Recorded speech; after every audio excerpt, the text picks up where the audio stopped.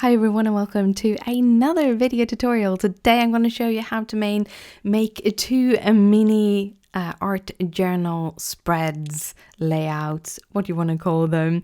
So I made this mini art journal in a previous video. I will link it in the description and down below, or down below in the description at the end of the video if you want to see how I made it. But it is a ring bound journal. And the really nice things about that is you can make the pages outside and then put them into it. And also you can switch out the cardstock. So I'm going to work on some watercolor cardstock. Mine is the 200 GSM Monteval Canson cardstock, I think. And these are the previous layouts, but yeah, let's start with these. As you see, I have a bunch of these little cut out characters laying around on the table, and that is because all of these are from previous projects. I have a tendency to color up a lot of images when I do projects, and then I don't use them all, and the plan is to use them in my journals. I'm also going to use these little positivity sentiment cards, something like that. I actually have created these, and if you want some like that, you can actually find them on my Etsy store. So I will link that in the description down below. You can also get them foiled. I am going to use silver and rose gold foil today. I also wanted to use my distress paints. I've been watching all of these new releases from Tim Holtz and I got so inspired to use all my distress paints. I discovered that half of them is old. So yeah, use your stuff. That is what I can say. Use your stuff. I also picked up a couple of my other acrylics just because the other one of my acrylics were gone. So I needed some black and some gold and silver.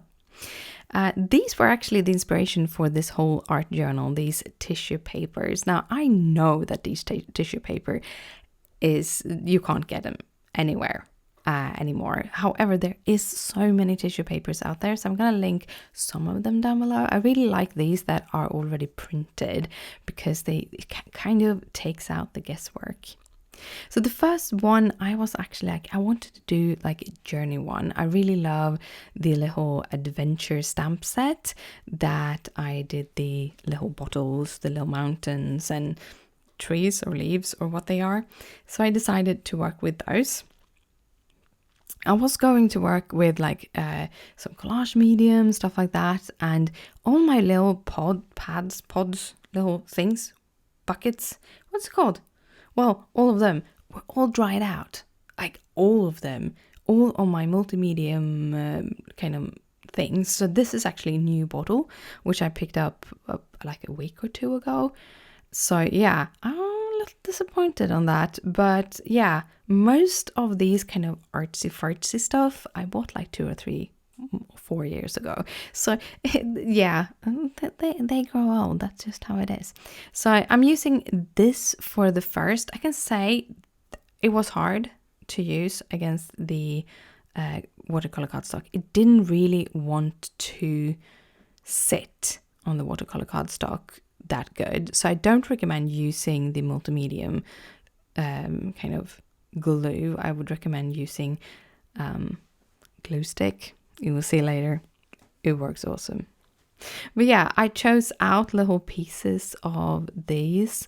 For the first card, I actually just cut out the paper before and then just put it down. But you'll see, there I have some tips coming up in my layout number 2. It wasn't super easy to glue it down, but when it was done, it was done. It was awesome. The corner was also a little bit hard to get down, and I actually in the end is going to tear some of this off while I'm working on it. When it had dried, it was time to start with the colors. And for the first one, I wanted to go very neutral. So I'm using the Pumice stone distress paint. That's the word. And I'm going to mix it with some just plain white gesso. I have a tube of that from Vinivici or something like that. It's so, like, I had it so long and it still works. Like, it hasn't dried out or anything. It's a really good gesso. it's the gesso I use to make like white spots on my cards also. So yeah, I haven't used a lot of it, but it has really kept. Here I pulled off the paper that was just flying in the wind. It hadn't fully dried, you know. I should have let it dry. But I pulled it off, so I got a little bit more texture, which actually works with me wanting little mountains and stuff to build up the card. And I also wanted to kind of do sort of some dry brushing. You can't really do dry brushing on wet ink or wet paint, and I didn't wait for this to dry at all because that's just who I am. I'm a little bit restless. I just want everything to be done immediately. I think that is why I do a lot of clean and simple cards, because it's usually just a couple of pieces of card and you use your tape runner or foam squares and you put everything down and it's done. But I did go away and let them dry for a little while at least. And then I realized I wanted a little bit more on the card. I wanted a little bit more texture. So I picked up the acrylic silver ink paint. This is my like local craft store. Like it would be comparable to Michael's if you're in the US, or I think Hobby Lobby in England. I don't know. But we do have like a general store that has a lot of them, and that is Panduro, and they do have their own products. So this is their product, their acrylic ink. It's a heavy body acrylic paint. It is a heavy body paint, but I blended out with water to make it a little bit see-through. I do realize when I was cleaning off my table that I also had paints, so like some kind of pewter, I think, which is a silver one. So I could have used that, but it wasn't among my paints. It was somewhere else. I have cleaned my office today, and gosh, I had so much more than I thought I had. Then I'm gonna use my sentiment. I chose the sentiment that says the journey is the destination, and a little spoiler alert, I have placed them pretty wrong without thinking of where I'm gonna push out the holes. So the sentiment is a little bit cut, but you might have seen that in the first images. So, but yeah, we'll come into that. Here I'm just kind of cutting it down carefully. When I cut it on my Fiskars, it just didn't I didn't get as much away that I needed. So I used my scissors to just make it a little bit easier. And when you're doing an art journal, it doesn't have to be all perfect and straight lines. You can do a little bit wonky. It doesn't really matter. I did cut a little bit of this little stone because I wanted to add an extra stone. I didn't want to color more images. I would have colored more images if I wanted this to be a little bit more complete, but I really didn't want to. I really just wanted to use what I've already done. So I kind of made do with what I had. I did a little stone corner in the lower corner, and then I wanted kind of a comparable corner in the top left on the other side, so kind of get a diagonal line between those. I then decided that I wanted to have some more rocks in the lower corner, left corner. So there I put some rocks, and then I added like these little canteens. Is that what's called? A canteen? A thermos. Maybe it's more like a thermos. So kind of building that up, and then I added the journey, and I used one of my multiliners. This is a Copic multiliner, just to give that a little bit of a line. And I also gave the other sentiment a little line there. It was kind of off screen. Then I decided I wanted something that could travel. And I had this little stamp colored up, and it's like a little, like a circus stamp. He's on a unicycle, but I decided he would be perfect here. So what I did is I cut off that little hat, and then I used my white gel pen and kind of just painted it over it. So it looks like he didn't have a hat from the beginning. I usually do this before I color an image so that I can kind of remove just the lines, but it worked out pretty good here. And then I'm just adding all of these little trees behind. I'm not sure if these are trees or if they are leaves. I've always been a little bit confused about that. However, I use them as trees because I think I kind of like them.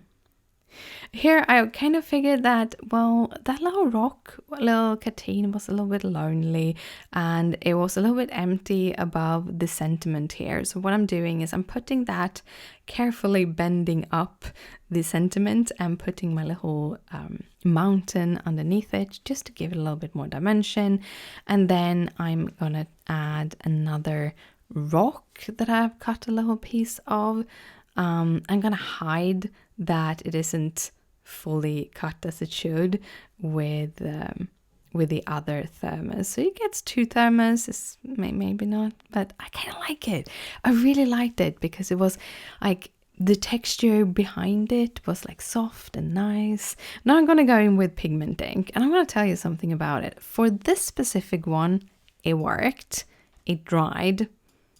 I have no clue why it didn't dry on my other one, but I still get white all over my fingers if I touch the pink one. But yeah, so I wouldn't recommend this specific pigment ink, but I will link a couple of different white pigment inks in the description down below with all the other products that I have been using or are comparable to the products that I have been using. So those are these two. I'm gonna cut the corners.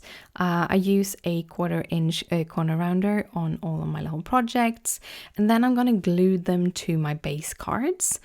This makes it also a little bit easier to make those holes. And here I use my glue. What's it called? Glue. Oh, the word just went out of my head. Anyhow, that one. A glue stick. It's a stick with glue in it. You see, sometimes it's a little bit later in the evening when I'm doing this, and then sometimes you lose the word. Anyhow, I used my glue stick to just mount these together. And when they have sort of dried, I go in with this little hole punch that makes these for the ring bound. However, this is where I realized that I have cut the journey off, and also that I accidentally also put the destination just under one of those holes. But I liked it so much, I'm like, nah, I'm gonna keep it. It's gonna be this. So that is the first layout, and I really enjoyed it. It was really fun to do, and I just want to make so many more. However, I felt that this video would be hours long, and yeah, just let it be this long. So next one I'm going to use is the Melange paper. Again, if I find something very similar, I will link it in the description down below. And I also going to use some really cute mice and bunnies. And I actually used the 2 bunnies on a card earlier this week. So my Monday card had the little bunnies, so the little guy with the flowers and the girl with the hat. And here I'm going to use the rose gold. And I was thinking here, should I use the creative take courage? What should I do? And in the end, I chose the sentiment live, laugh, create. Because like this is what I do. My whole journal is about being creative. That was why I chose the papers I chose to make the journal out of.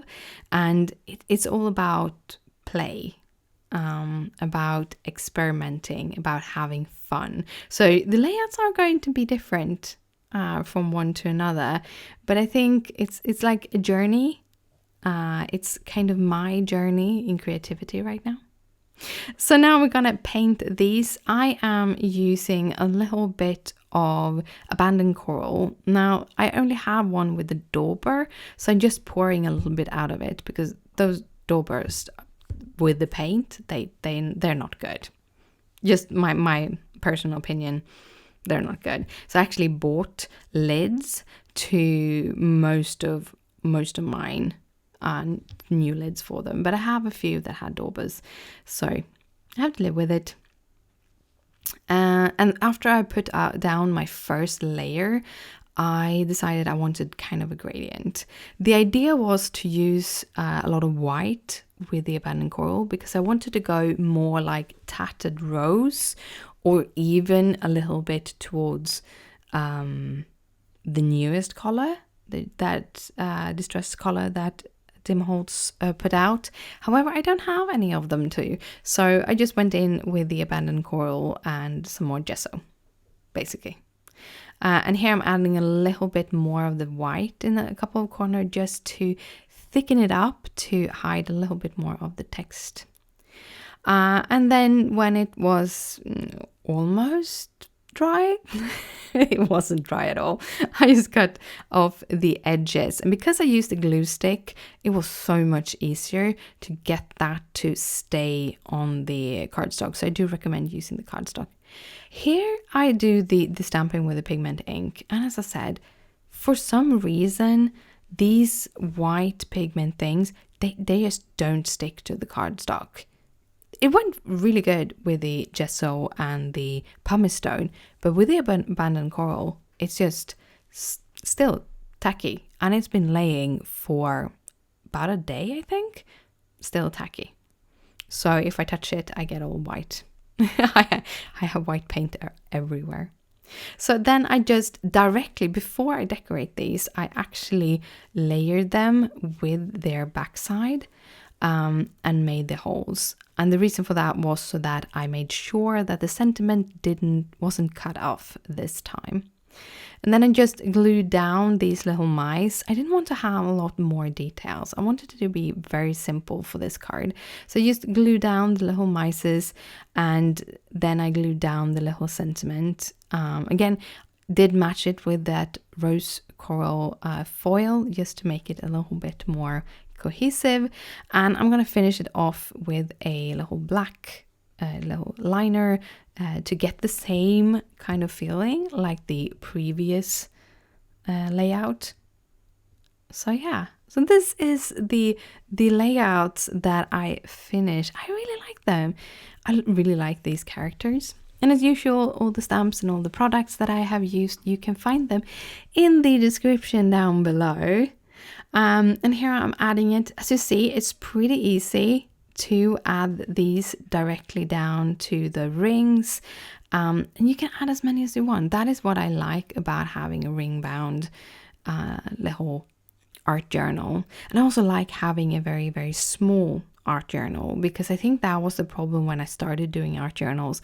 I had so much space, and I love using small characters and small stamps, and I would have to have trillions of them in those big art journals. And here you can, like, they fit so perfectly. You get enough of like breathing space, but you still get a little bit of story. And yeah, I really like these layouts. Which layout were your favorite? Do you have a favorite? How did you like the layouts? I really love them. I had a lot of fun with them. And I want to thank you so much for watching. If you have any questions, just comment down below. Down below you find all the details and everything. If you want to see more videos like this, hit that subscribe button. And thank you again for watching, and I'll see you on Wednesday or on my blog on Monday. Bye!